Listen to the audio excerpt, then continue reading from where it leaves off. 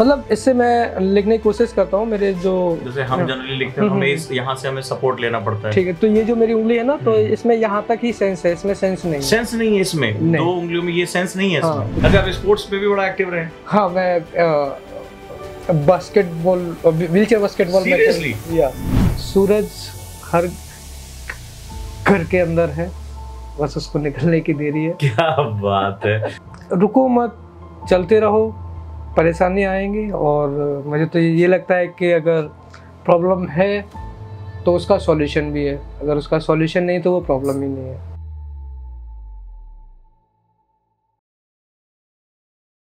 मैं घर जा रहा था पैसेंजर ट्रेन में, जो दिल्ली से अलीगढ़ चलती है, तो उसमें भीड़ काफ़ी ज़्यादा थी और मैं ट्रेन के अंदर था, तो ज़्यादा भीड़ होने की वजह से मेरा पैर फिसलने से मैं पटरी पर गिर गया और मैं बेहोश हो गया। मेरी आंखें खुली तो मैंने अपने आप को एम्स में पाया, जब तक मेरा ऑपरेशन हो चुका था। डॉक्टर्स ने बारी बारी करके मेरे पास आए और एक एक करके मेरे पहले हाथ के बारे में मुझे बताया कि मेरे हाथ में 2 उंगलियां नहीं रही हैं और परेशान नहीं होना है, ऐसा नहीं होता कि जिसकी उंगलियां नहीं होती तो वो क्या काम नहीं करते हैं। इस तरीके से मोटिवेशन समझाना कि कोई बात नहीं, 2 उंगलियों से फ़र्क नहीं पड़ता है, हमारे इतना बड़ा शरीर है, 2 उंगली नहीं तो क्या है। वो इस टाइप की जो बातें हैं जो कि अभी तक मेरे जहन में हैं। हाथ के बारे में उन्होंने मुझे बताया, मुझे लगा अब 2 उंगलियां तक तो ठीक थी, अब हाथ भी नहीं है तो दिक्कत है। तो ये सोच रहा हूँ, मेरे मन में अजीब व गरीब ख्याल आ रहे हैं। फिर कुछ देर बाद में डॉक्टर्स आते हैं और मेरे पैरों के बारे में जब बताते तो मैं समझ नहीं आया कि क्यों, मैं ही क्यों, आखिर मैं ही क्यों। फिर मेरी मम्मी जब मुझसे मिलने आई तो वो तो देख के बेहोश हो गई मेरे को, और मेरे और भी रिलेटिव्स मुझे देखने आए तो कोई वहीं बेहोश हो गया, कोई बाहर जाके बेहोश हुआ। मेरा उस टाइम पे ये कंडीशन था। पहले तो इमरजेंसी में उन्होंने बोला कि नहीं हम नहीं लेंगे, इसमें कुछ नहीं है। देन रिलेटिव्स के ज़्यादा कहने पर और पुलिस पर्सन जो साथ में थे तो उनके रिक्वेस्ट करने पर तुरंत से उन्होंने फिर देखना स्टार्ट किया। जब लगा कि बच जाऊंगा तो उन्होंने तुरंत ही मेरा ऑपरेशन करना स्टार्ट किया। 6 दिन के करीब मैं आईसीयू में रहा और उसके बाद में मेन वार्ड में आया। कैसे, मतलब पिछली बार की जो गलतियां थी उसको कैसे हटाया प्रीलिम्स को क्रैक करने के? पिछली बार की गलतियां ये थी कि पिछली बार मैंने सिर्फ एनसीईआरटी को ही देखा हुआ था और कुछ ही रेफरेंस बुक को मैंने रेफ़र किया हुआ था। फिर तो मेरा थोड़ा बेसिक, जैसे 5 साल मैंने आपको बताया कि मैं जॉब में भी रहा और पढ़ाई मैंने बहुत पहले छोड़ दी थी। 2012 के बाद से फिर मैंने पढ़ाई पे इतना ध्यान दिया नहीं था, तो काफ़ी गैप भी था बीच में। बहुत चमत्कार दिखा रहे हैं आप, कुछ भी कहिए। तो वही मुझे शुरू से शुरू करना था। मतलब पहला भगवान से बात करने में पैकेज क्या बनाया पढ़ाई छोड़ दी, फिर हादसा हुआ, फिर एक से बाद मतलब जिंदगी में आप बार बार लौट कर आ रहे हैं लड़ने के लिए। तो वही, तो फिर यहाँ पर फिर आपने मेरे ख्याल से रेफरेंस बुक की तरफ गए और टेस्ट काफी लगाए। तो उसके बाद में मुझे एक रिवीजन देना था, तो मैंने फिर 1 साल में प्रॉपर रिवीजन, जिसमें मेरे दोस्तों का काफ़ी अहम भूमिका रही है, जिन्होंने मेरे बहुत सारे टॉपिक्स क्लियर करने में मेरी मदद की है। मैं अकेला नहीं मेहनत किया हूँ, मेरे ग्रुप में आप बाहर गेट खोल के देखेंगे तो मैं मिला, सबसे मिला और 2-3 लोगों से मिला और बहुत खुश है, वो सबसे बड़ी बात है। और नो डाउट अगर अच्छा पीयर ग्रुप मिल जाता है तो बहुत सहायक होता है। बिल्कुल, एक हम लोग यूज करते थे word C2D, cooperate to dominate. ये वही है कहानी की, मतलब कॉपरेट करके डोमिनेट करना और एक दूसरे की खुशी में खुश होना है। बिल्कुल, यही अगर गुरुकुल या हॉस्टल लाइफ या अगर बड़े बड़े कैंपस की बात देखें, चाहे IIT में आप देखो, वहाँ पे भी यही कल्चर है, यहाँ पे भी यही कल्चर है। तो मुझे लगता है कि ये बड़ा इंपॉर्टेंट कल्चर होता है कि आप एक जैसे हॉस्टल का आपका माहौल है, जी बिल्कुल, एक गुरुकुल ही मैं कहूँ, मैं तो बाहर आके मैंने कहा ये तो पूरा गुरुकुल ही है एकदम वनवास की तरह, बरगद का पेड़, चिड़िया चहचहा रही हैं, बिल्लियां घूम रही हैं, तो एक बड़ा अद्भुत माहौल है। सब लोग कह रहे हैं सर एकदम पूरी दुनिया से कटा हुआ है, दिल्ली में कोई ऐसी जगह है क्या? हमने कहा भाई JNU है। तो ये चीजें, तो मेंस को फिर कैसे आपने फिर पकड़ा, क्योंकि चैलेंज वहाँ लिखने का आ गया होगा? हाँ, तो लिखने का चैलेंज था, तो UPSC एक स्क्राइब प्रोवाइड कर पाता नहीं, है। अपने घर की प्रैक्टिस में कैसे उसको मैनेज किया? ये जो नोट्स आपने ये दीवारों पे जो नोट्स हैं, ये सारे नोट्स तो 3 महीने पहले के हैं। हाँ, तो क्या हुआ, बनाए तो आपने? हाँ, मैं बनाए। चैलेंज तो बहुत हो रहा होगा। और जब इसमें कैसे मैनेज करते थे आप?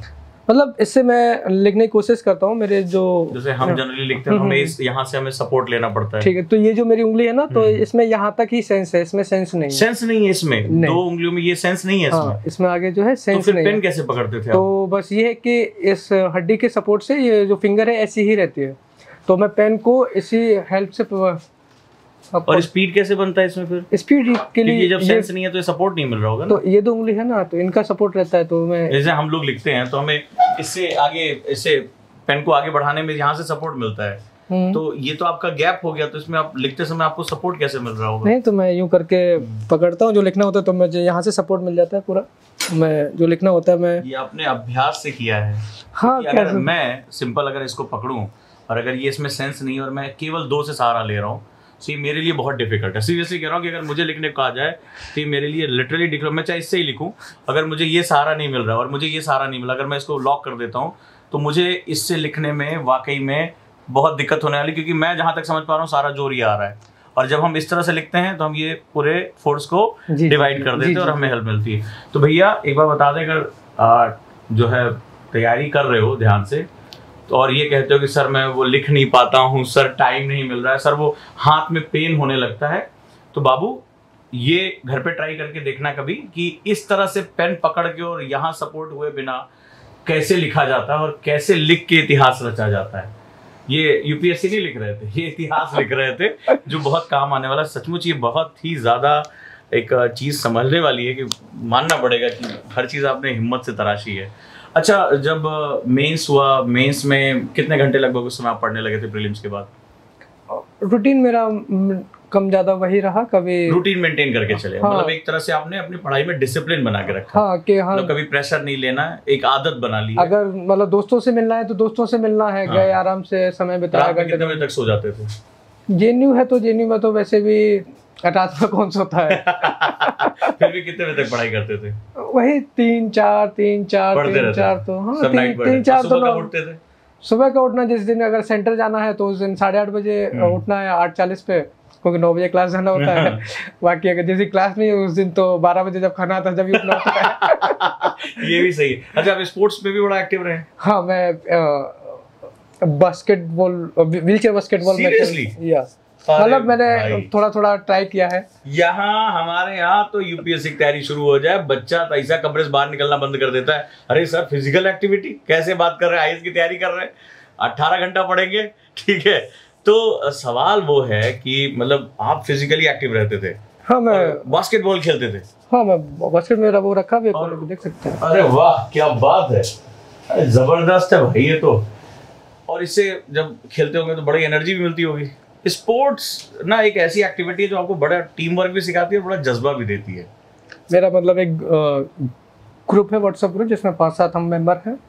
तो हम लोग जनरली जब भी मन करता है, कभी स्टेडियम में, कभी ताप्ती के पीछे कोर्ट बना हुआ है वहाँ पर, तो हम लोग जब भी मन करता है तो सब लोग इकट्ठा हुए, सबने चाय जूस वो पीना था वो पिया, फिर वहाँ गए, खेलने के बाद में फिर आके खाए पिए। मतलब एक उससे काफ़ी ज़्यादा मोटिवेशन क्रिएट होता है। सबको ये लगता है कि सब साथ में है, मतलब हम अकेले नहीं है, हमें सबको साथ लेके चलना है और सबके लिए ही करना है, क्योंकि हम भी एक उन सभी का ही एक हिस्सा है। अच्छा, आप एक ऐसा क्वेश्चन पूछ रहे हैं, अगर उसमें कुछ संवेदनशीलता लगे तो मैं माफ़ी चाहूँगा।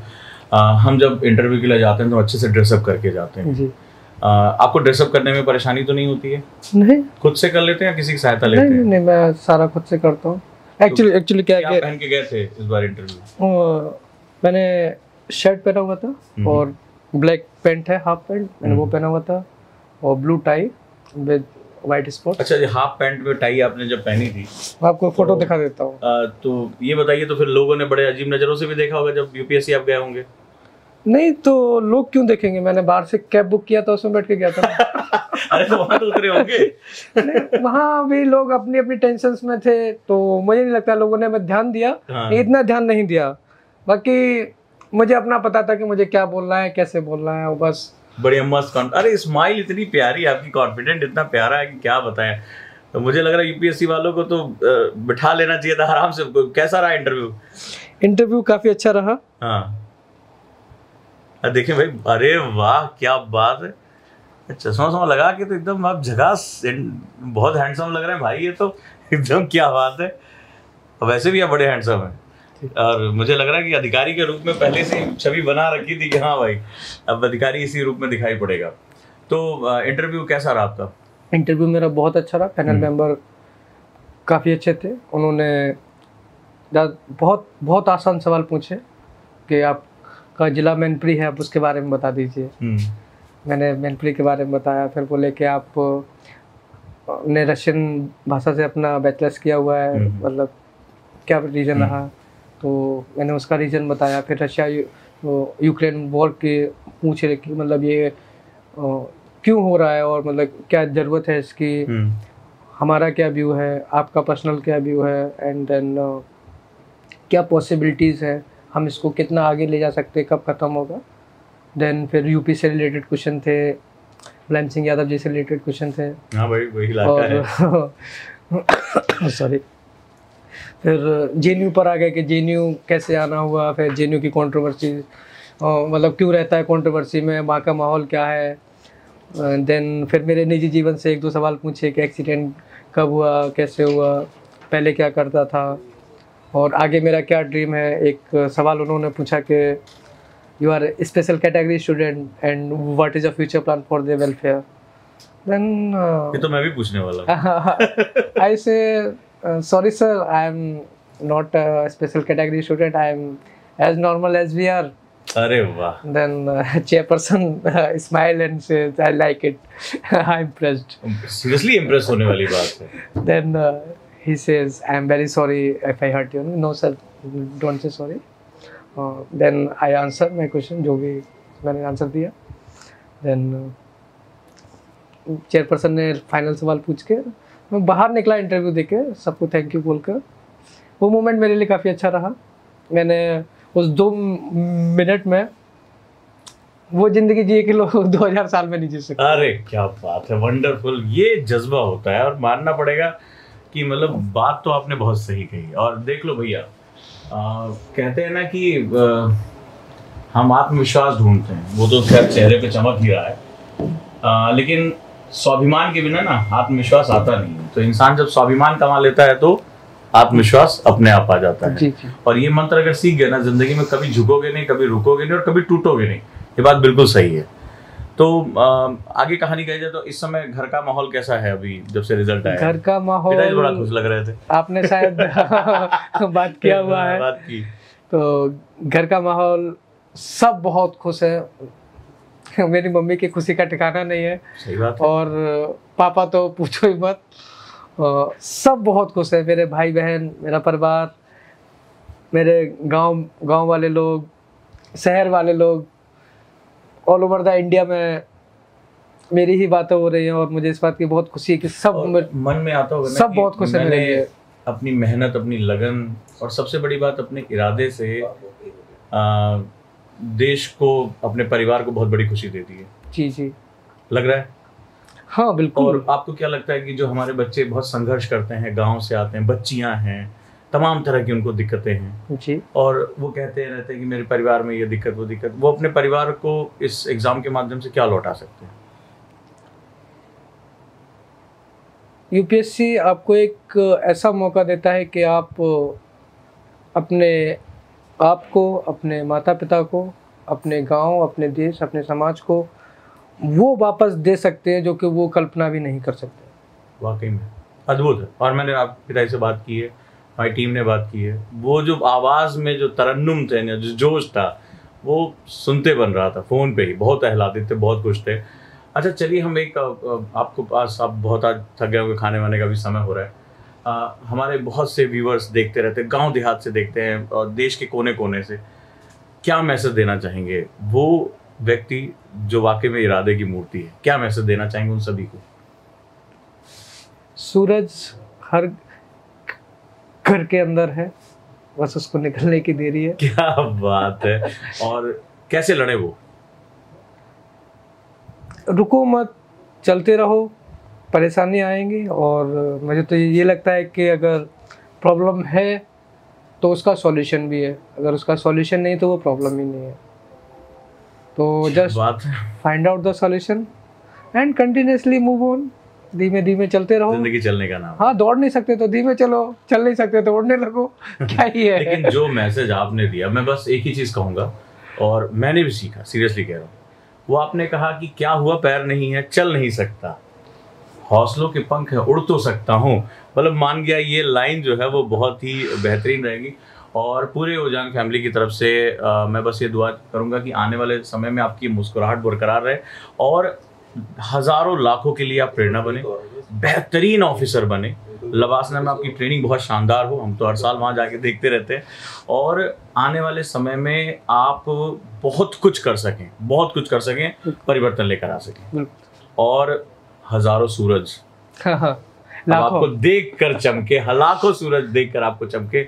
इसी दुआ के साथ बहुत बहुत धन्यवाद। और मैं चाहूंगा कि इस कमरे को जरा एक बार जो है पिक्चराइज किया जाए कि जिंदगी ना बड़ी जो फसलें होती हैं उम्मीदों की, वो बड़ी साधारण सी जमीनों पे निकलती हैं। तो सीरियसली बहुत मजा आया आपसे बात करके, बहुत हिम्मत आपकी जबरदस्त है।